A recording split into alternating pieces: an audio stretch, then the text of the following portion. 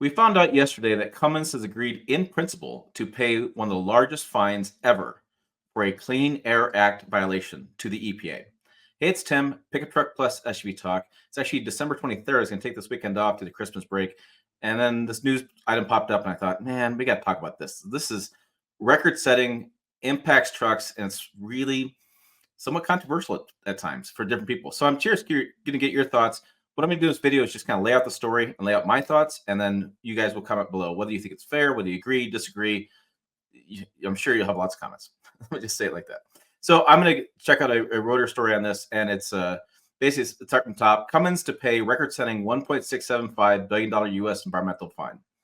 And it was announced on Friday that the truck maker has agreed in principle to pay the fine for installing devices on hundreds of thousands of engines to allow them to emit excess pollution.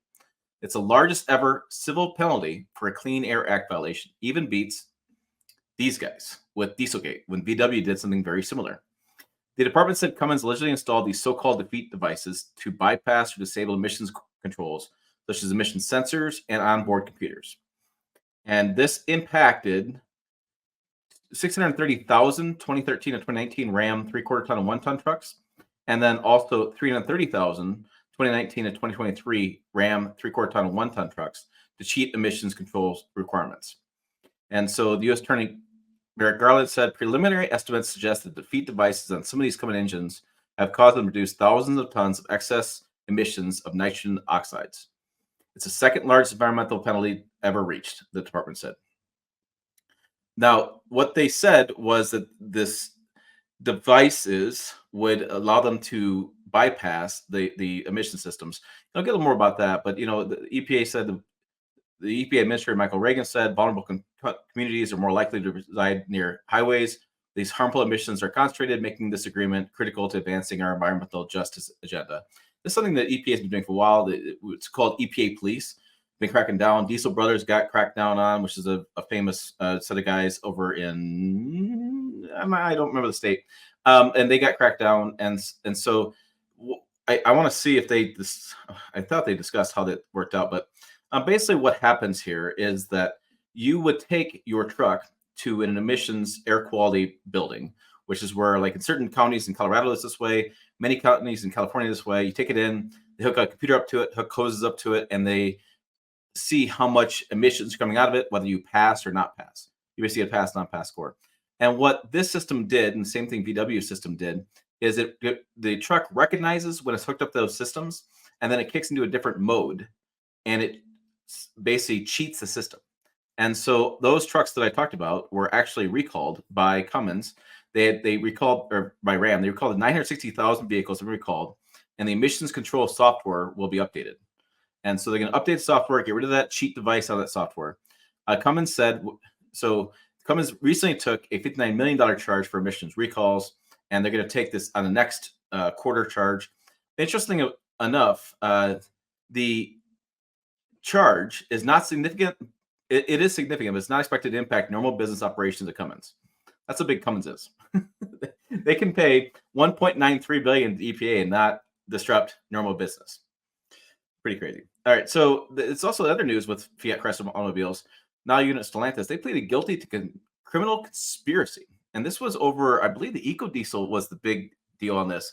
And I believe that if I recall correctly, they were the EcoDiesel people with Ram, the engineers were arguing with the EPA about the stuff, and they just paid nearly $300 million to resolve a multi-year U.S. Justice Department diesel emissions fraud probe. And so FCA was also sentenced to a 3-year term of organizational probation. Yes. Now Volkswagen paid $1.45 billion in 2017 when it had its own cheat emissions devices. Why is that so hard for me to say? And then they actually settled for a total of $20 billion over the entire scandal with criminal actions and lawsuits. And then globally, other countries came after them. And so what's interesting here is we have this again, and then we also have it again where, wait, Ram killed EcoDiesel. So was this going on August 2022? Was this kind of going on in the background? Is that why the Ram CEO stepped down or moved to a different position? Is that why the EcoDiesel is gone? This is really interesting conversations. Now the Cummins is still in the Ram. It's not gonna get rid of that engine, but it does bring up other questions. It does make me wonder about 3-liter diesel. I happen to still have outside. I drove for the year as a channel. I mean, so that's another black flag or red black flag red mark against these engines, that they keep not passing emissions. Now there are a lot of people that still delete their diesels. They believe that they can delete it.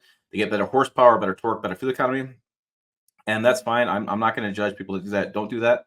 I just know that in the overall air quality in the United States, that transportation is the largest pollution of the entire categories. You categories stuff out like oil production or refineries or whatever it is, or coal plants. It comes down to transportation, and out of that, the single largest emitter of pollution out of that case is 37% is light duty trucks.